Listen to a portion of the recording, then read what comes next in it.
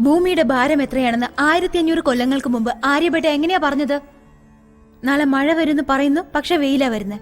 വെയിലുണ്ടാവുന്ന പറയുമ്പോ മഴയാ പെയ്യുന്നത്. ഇതാണ് മോഡേൺ സയൻസ്. എന്നാൽ 20 വർഷം കഴിഞ്ഞ് വരാൻ പോകുന്ന അമാവാസിയും പൗർണമിയെയും കുറിച്ച് ഉമ്മറത്തിരുന്ന് പഞ്ചാംഗം നോക്കി ഗണിച്ച് പറയാറില്ലേ? അതെങ്ങനെയാണ്? അത് തന്നെയാണ് നമ്മുടെ സയൻസ്. ഈ പുസ്തകം ഒന്ന് നോക്ക്.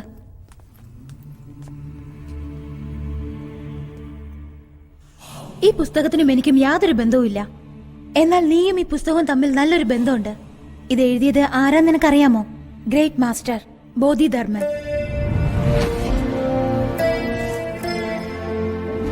ഒരു തമിഴ്നാട്ടുകാരൻ. അദ്ദേഹത്തിന് മറ്റൊരു ബുദ്ധനെന്നാണ് ഓഷോ പറയുന്നത്.